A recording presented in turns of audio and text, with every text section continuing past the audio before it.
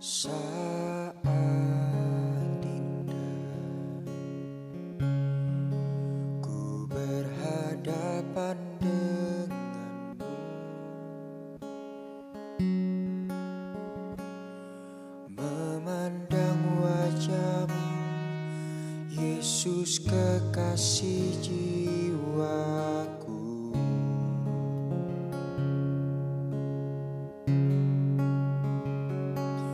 Bawa daku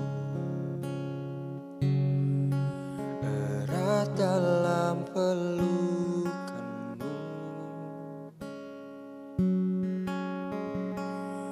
menikmati kasih dan indahnya hadiratmu.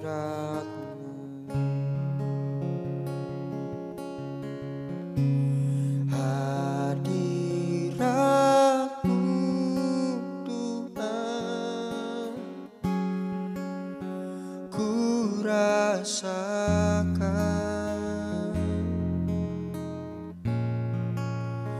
kekudusan-Mu Bapa, penuhiku.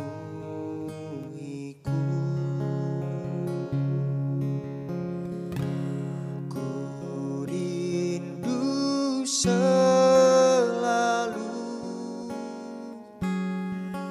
diam dalam bait-Mu,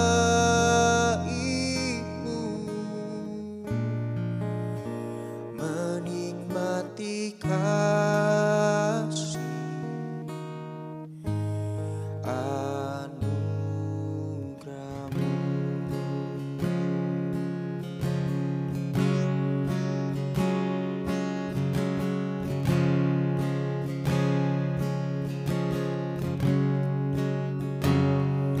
Saat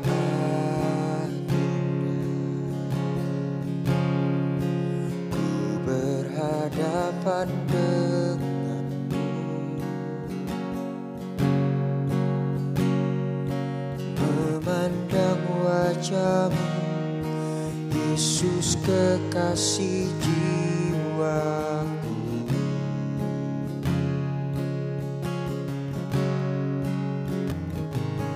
Bawa daku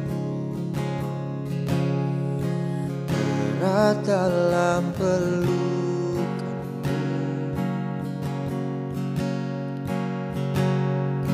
menikmati kasih dan indahnya hadirat-Mu.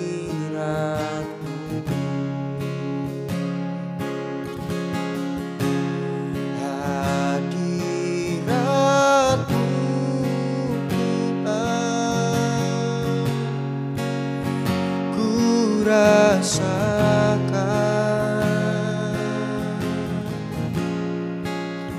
kekudusan-Mu Bapa, penuhiku.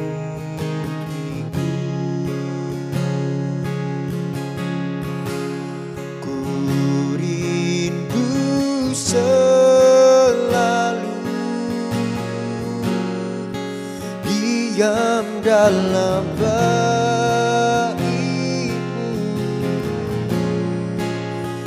menikmati kasih anugerah-Mu.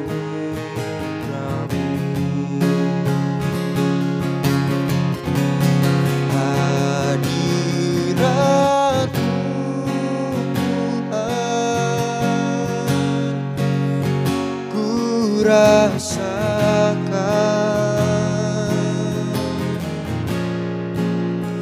kekudusan-Mu Bapa, penuhiku.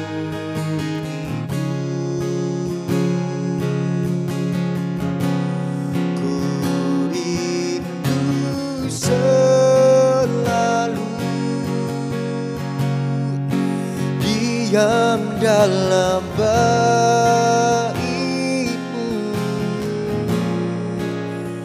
menikmati kasih anugerah.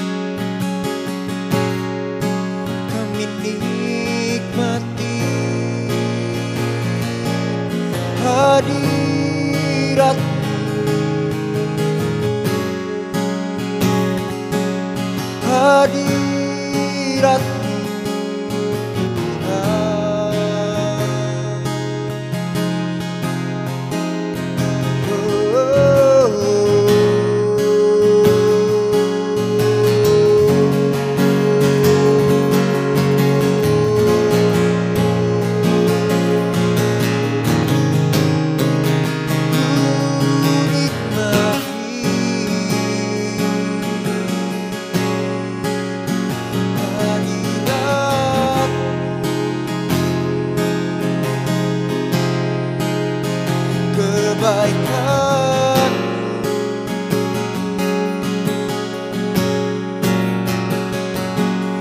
Yesus, haleluya,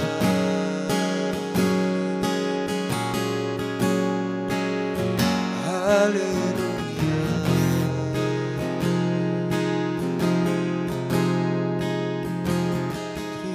Terima kasih.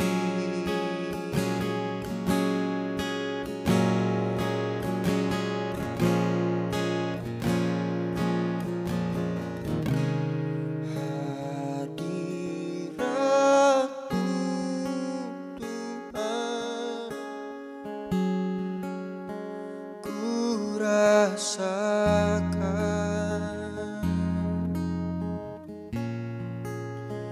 kekudusan-Mu Bapa, penuhiku.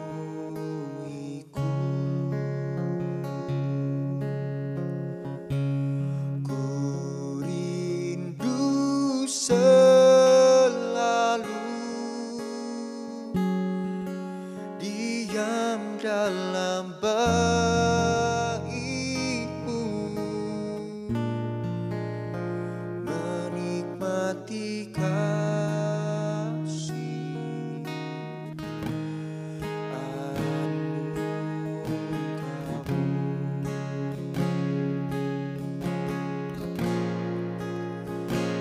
menikmati kasih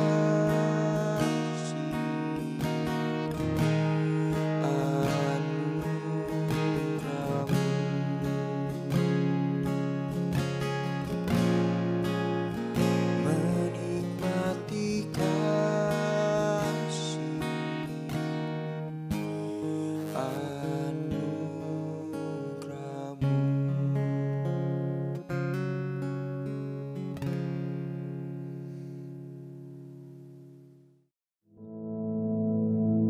Our Father, which art in heaven, hallowed be thy name.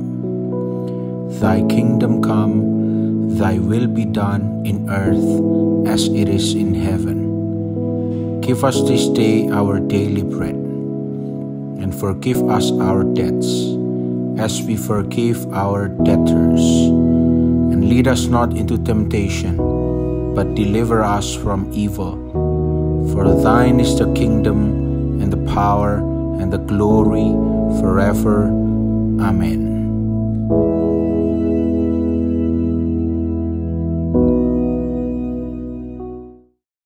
Shalom, puji nama Tuhan. Pagi hari ini kita akan sama-sama belajar firman Tuhan. Saya ambil di dalam 2 Timotius pasal yang ke-4, ayat yang ke-7. Begini bunyi firman Tuhan. Aku telah mengakhiri pertandingan yang baik, aku telah mencapai garis akhir, dan aku telah memelihara iman. Puji nama Tuhan. Saudara yang dikasihi Tuhan, ini adalah tulisan dari Rasul Paulus yang ingin menunjukkan kepada kita sebagai anak-anak Tuhan, sebagai orang-orang Kristen, bahwa kita hidup di dunia ini seperti seseorang yang sedang bertanding, seorang atlet. Saudara, kalau kita memperhatikan seorang atlet, olahragawan, kita akan melihat ada sesuatu yang harus dilakukan oleh para atlet ini. Ya, tentunya sebelum mereka bertanding, mereka akan melatih dirinya, mereka mempersiapkan dirinya dengan baik, dan mereka maju untuk bertanding. Tentunya harapan yang ada dalam kehidupan para atlet ini adalah kemenangan, menuju kepada kemenangan. Dan itu sesuatu yang membahagiakan mereka. Itu sesuatu momen yang ditunggu-tunggu oleh mereka. Karena tujuan dari mereka bertanding adalah menuju kepada kemenangan. Oleh sebab itu mereka mempersiapkan dirinya begitu rupa, bahkan harus mempersiapkan latihan mereka lebih lagi porsinya. Nah, seorang atlet ini benar-benar harus konsisten. Dia punya waktu untuk melatih tubuhnya dengan tidak sembarangan. Ya tentunya didasarkan pada cabang apa yang dia ambil. Kalau dia seorang pebulu tangkis misalnya, maka dia akan melatih bagaimana fisik seorang pebulu tangkis, tidak hanya menggunakan raket, tetapi fisik-fisik yang lainnya pun juga dilatih, tangan, kaki, karena ada semuanya di dalamnya untuk mendukung atlet bulu tangkis ini meraih kesuksesan. Tentunya untuk atlet bulu tangkis dengan atlet yang lainnya berbeda. Nah, oleh sebab itu mereka juga mempersiapkan dirinya seperti porsi yang mereka butuhkan. Atlet petinju tidak sama dengan atlet pemain bulu tangkis atau atlet yang lainnya. Nah, oleh sebab itu kalau kita mendengar dan menyaksikan apa yang disampaikan oleh Rasul Paulus ini, kita bisa menggambarkan diri kita sebagai anak Tuhan. Kita ini adalah atlet-atlet, kita ini olahragawan. Kalau kita memahami kehidupan seorang olahragawan, maka kita tahu apa yang harus kita lakukan. Saudara bisa memperhatikan kehidupan saudara. Saudara harus mengenali siapa saudara. Sama seperti atlet. Ketika dia mengenali dirinya adalah seorang atlet pemain sepak bola misalnya, maka dia akan melatih otot-otot kakinya. Bagaimana dia membawa bola.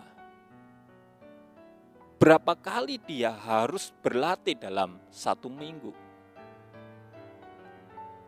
Apa yang harus dikonsumsi oleh atlet sepak bola? Apa yang harus dihindari oleh atlet-atlet pemain sepak bola? Maka itu harus dijalankan sesuai dengan aturan-aturan yang berlaku. Supaya olahragawan ini atau atlet sepak bola ini bisa meraih kesuksesan. Bisa menuju kepada apa yang menjadi cita-cita atlet tersebut. Nah, bagaimana dengan orang Kristen? Tentunya kita bisa memperhatikan siapa kita sebagai anak Tuhan.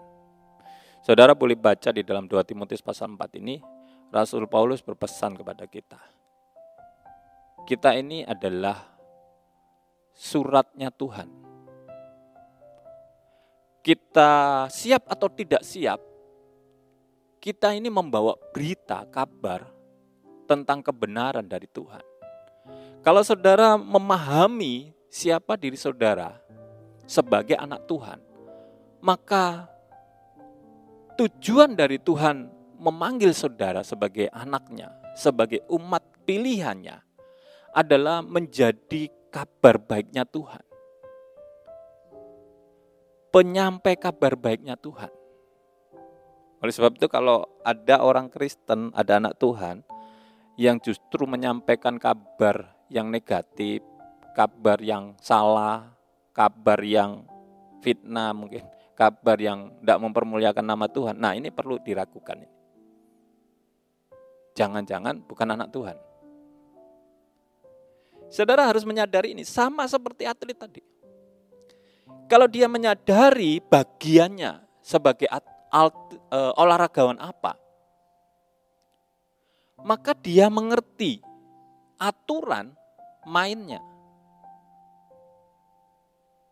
Kalau dia pemain sepak bola, dia akan tahu, oh sepak bola. Bola ini dibawa dengan kaki. Beda dengan pemain bola voli. Yang lebih banyak bola dimainkan dengan tangan. Ada satu aturan yang berbeda. Nah sama.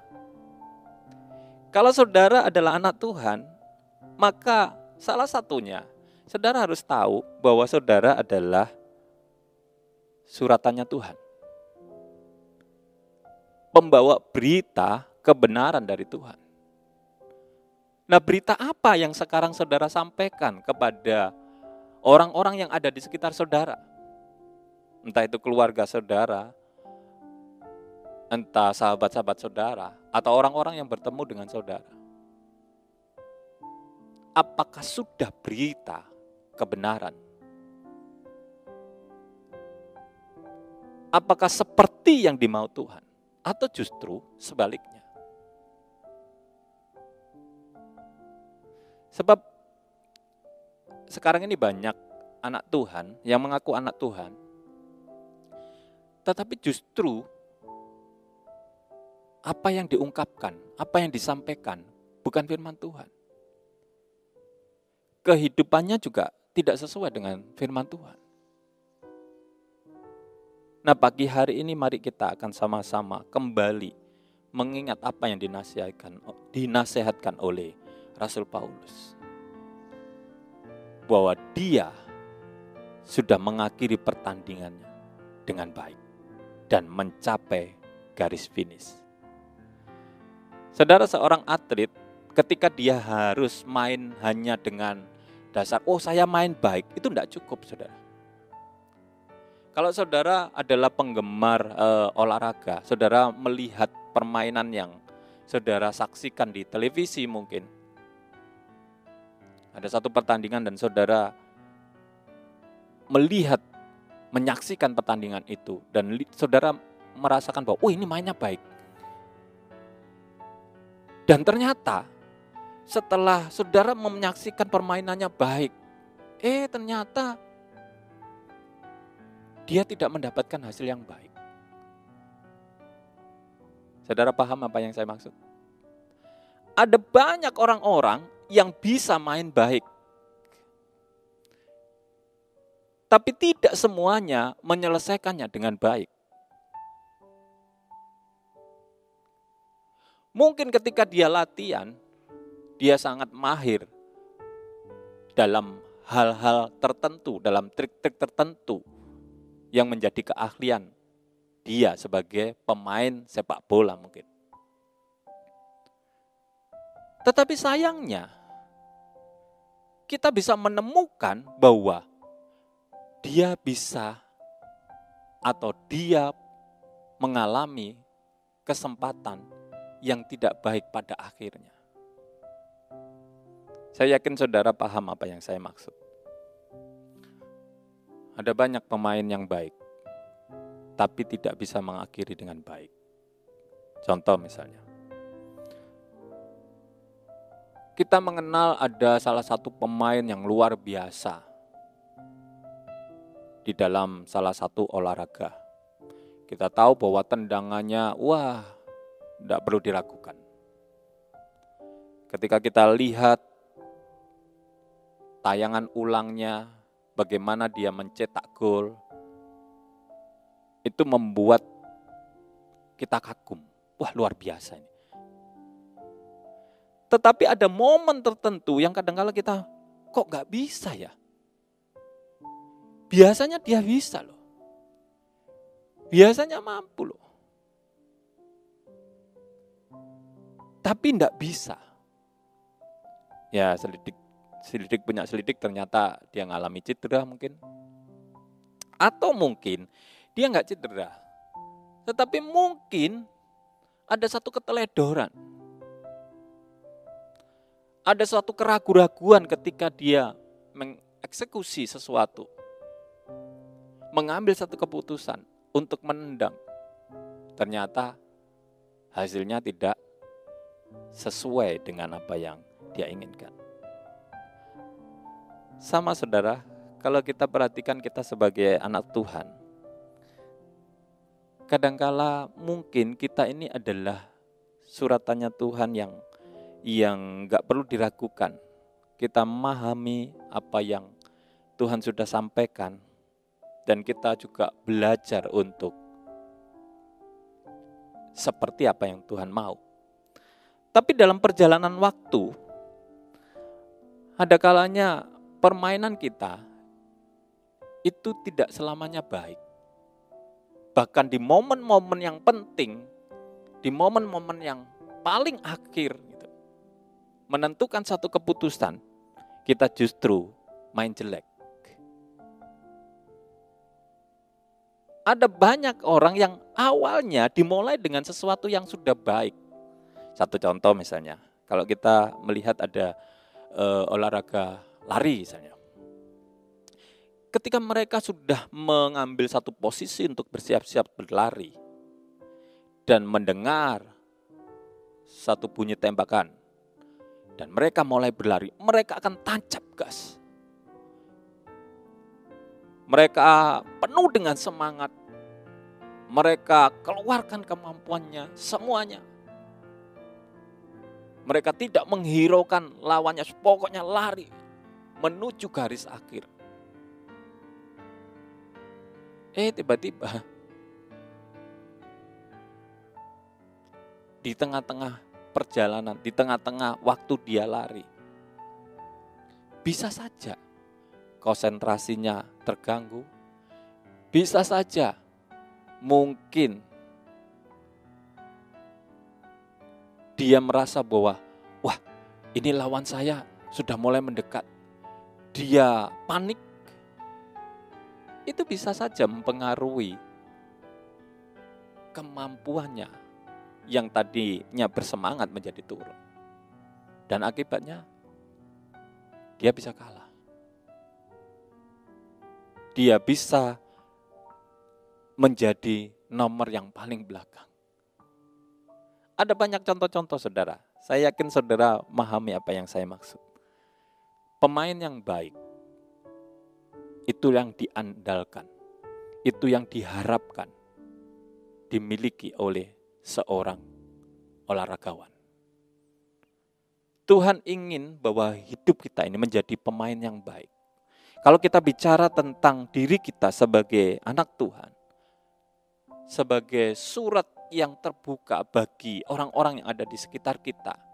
Kita ini adalah orang-orang atau pribadi-pribadi yang berbeda dengan orang-orang yang lain. Maka Tuhan pengen ada sesuatu yang terbaik yang boleh kita tampilkan. Yang bisa memberkati orang-orang yang ada di sekeliling kita. Yang bisa mempengaruhi orang-orang yang ada di sekitar kita. Saya nggak tahu apa yang ada di dalam sekitar saudara, orang-orang yang bagaimana. Kalau saudara berada di lingkungan orang-orang yang mungkin tidak baik, ya harusnya jadi baik. Kalau saudara sudah berada di tempat yang ini sudah baik ya Pak, ya lebih baik lagi.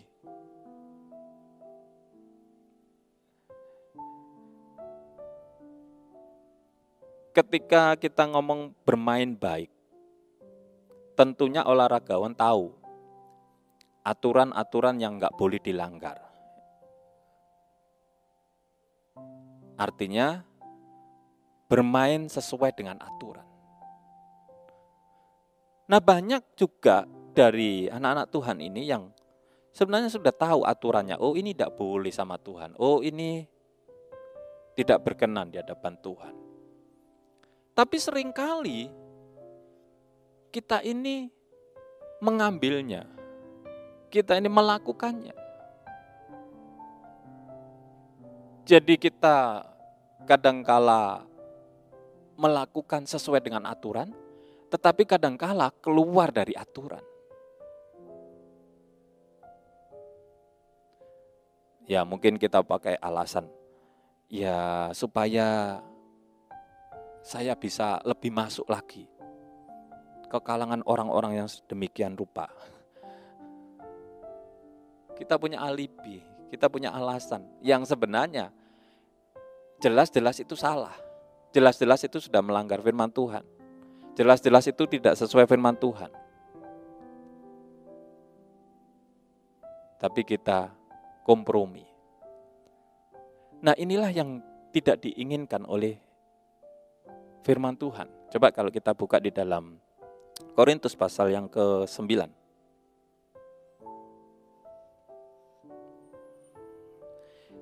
Di dalam Korintus pasal yang ke-9, ayat yang ke-24, saya akan coba saudara memperhatikan di ayat ini, ada sesuatu yang luar biasa yang perlu saudara pahami. 1 Korintus pasal yang ke-9 ayat yang ke-24, saudara. Ya, kalau sudah ketemu saya akan bacakan di sini. Tidak tahukah kamu bahwa dalam gelanggang pertandingan semua peserta turut berlari, tetapi bahwa hanya satu saja yang mendapat hadiah. Karena itu larilah begitu rupa sehingga kamu memperolehnya. Saudara, kita harus tahu aturan mainnya. Ya, kita sama-sama tahu memang kalau pertandingan mesti ada satu yang menjadi pemenang. Nah, siapa yang menjadi pemenang? Kalau semuanya sih berharap pengen menang, tapi hanya ada satu yang menjadi pemenang. Dan di ayat ini menunjukkan siapa yang menjadi pemenang. Dikatakan di situ ada satu nasihat dari Rasul Paulus yang katakan, karena itu larilah begitu rupa sehingga kamu memperolehnya. Artinya bahwa Rasul Paulus menunjukkan bahwa orang yang bisa memenangkan pertandingan itu adalah orang yang mempunyai kesungguhan. Lari begitu rupa. Jadi ada orang yang dalam pertandingan lari, mereka memilih untuk lari santai, lari yang ya sebisa mereka. Ya nggak salah, pokok lari gitu kan. Tapi ada orang yang punya pemahaman bahwa ini lomba, saya harus lari yang lebih dari biasanya. Mungkin kalau dia biasanya melatih dirinya lari dengan kecepatan yang ya dia sudah tahu seberapa kecepatannya, dia tambah lagi. Karena dia tahu ini bukan latihan lagi, tapi ini pertandingan. Maka itulah yang menentukan kemenangan. Jadi yang pertama adalah kalau kita mau menjadi seorang yang mendapatkan juara, mendapatkan nomor, mendapatkan kemenangan, adalah orang-orang yang mempunyai semangat. Artinya kalau kita bicara tentang sebagai anak Tuhan, maka kita harus menjadi anak-anak Tuhan yang penuh dengan semangat melakukan apa yang menjadi bagian kita sebagai pembawa berita kebenaran Tuhan. Mungkin saudara berpikir bahwa saya bukan pendeta, saya bukan pelayan Tuhan. Saudara, memang kalau kita bicara pendeta, hamba Tuhan yang saudara kenal, itu adalah mungkin orang-orang yang melayani di mimbar atau di gereja. Tetapi kalau kita memahami secara betul-betul teliti bahwa kita semua ini hambanya Tuhan. Kenapa? Karena kita ini dulu hamba dosa dan ditebus oleh Tuhan jadi hamba Tuhan. Mungkin saudara tidak melakukan kegiatan yang rutinitas ketika hari Minggu saudara melayani. Tetapi saudara sudah melayani orang-orang yang ada di sekitar saudara. Di dalam keluarga saudara, di dalam mungkin orang-orang di sekitar saudara atau tempat kerja saudara. Inilah yang dimaksud Tuhan. Saudara bisa menyampaikan kebenaran tanpa harus membuka Alkitab, tanpa harus membacakan Alkitab. Saya yakin kalau saudara berada dalam lingkungan yang tidak seiman dengan saudara dan saudara bukakan Alkitab, ya mungkin mereka langsung menolak. Tapi ketika saudara menyampaikan firman Tuhan dengan kata-kata saudara, dengan praktek saudara, dengan fakta yang saudara lakukan kepada mereka, mereka akan merasakan. Dan sadarkah saudara bahwa saudara sedang melakukan kebenaran firman Tuhan? Saudara sedang mempraktekkan firman Tuhan dan hasilnya sudah diterima oleh mereka. Oleh sebab itu lakukan dengan sungguh-sungguh. Mungkin berat bagi saudara yang mungkin bekerja, yang harus menghadapi majikan yang bengis mungkin, suka marah-marah. Lakukan dengan semangat. Saudara adalah alatnya Tuhan. Lakukan dengan sukacita, lakukan dengan kasih. Percuma Pak, saya lakukan dengan sungguh-sungguh, semangat, ya gaji saya tetap tidak pernah naik misalnya. Tidak usah khawatir saudara. Majikan saudara itu hanya bisa gaji saudara, tapi berkatnya nanti datang dari Tuhan. Amin. Lakukan dengan sungguh-sungguh, lakukan dengan sukacita. Itu bagian kita. Dan nanti lihat, Tuhan yang akan memberkati apa yang saudara lakukan. Mungkin majikan saudara nggak tergerak untuk menambahi gaji saudara, tapi Tuhan tergerak untuk memberkati saudara. Amin. Yang kedua, kalau kita lihat di ayat yang ke-25 dikatakan, tiap-tiap orang yang turut mengambil bagian dalam pertandingan, menguasai dirinya dalam segala hal. Mereka berbuat demikian untuk memperoleh suatu mahkota yang fana. Tetapi kita memperolehnya suatu mahkota yang abadi. Saudara, kalau mereka seorang olahragawan, mereka ini sedang merebutkan mahkota yang fana, yang sementara, yang ada di dunia ini. Kita ini lebih dari mereka. Mereka saja yang merebutkan mahkota yang fana. Mereka berantusias, bahkan mempersiapkan dirinya.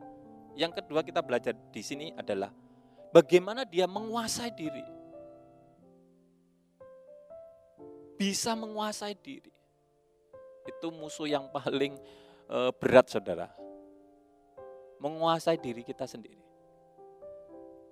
Ada banyak dari anak-anak Tuhan ini yang kalah bukan karena dimusuhi orang yang di luar sana, tapi kalah dengan dirinya. Contoh misalnya, kalau saudara belajar menguasai diri saudara, saudara punya komitmen untuk misalnya ini, saya mau supaya hidup saya sehat, saya makan yang sehat gitu. Saya tidak makan yang sembrono. Saudara baru saja mengatakan, baru saja berkomitmen, tapi ketika saudara mungkin di undangan pesta atau mungkin diundang seseorang yang berulang tahun, ada makanan-makanan yang tadi saudara sudah mengatakan untuk berkomitmen tidak makan yang tidak sehat. Wah rasanya, wis enggak apa-apa, sekali ini aja. Kan enggak selamanya, enggak seterusnya. Saudara sudah kalah. Penguasaan diri itu perlu saudara. Sama seorang olahragawan juga seperti itu. Ada banyak seorang olahragawan yang tidak bisa menguasai dirinya sehingga kemampuannya itu tidak bisa dikeluarkan dengan maksimal. Makanya tadi ada kata-kata dia bisa main baik tapi tidak bisa mengakhirinya dengan baik. Ini eman, sayang saudara. Nah oleh sebab itu saya tidak mempanjang firman Tuhan, tapi mari kita sama-sama perhatikan diri kita. Kita ini alat-alatnya Tuhan di dunia ini. Dimanapun saudara ditempatkan, percayalah bahwa Tuhan itu peduli sama kita. Lakukan dengan sungguh-sungguh, semangat, kuasai diri. Supaya saudara bisa mengakhiri pertandingan ini. Apa yang menjadi tanggung jawab saudara di dunia ini dengan baik. Dan nama Tuhan boleh dipermuliakan. Sehingga banyak jiwa-jiwa yang boleh dimenangkan untuk Tuhan. Karena melihat kita semua yang sudah melakukan kebenaran firman Tuhan. Amin saudara. Puji nama Tuhan. Mari kita akan sama-sama berdoa. Terima kasih Tuhan, terima kasih.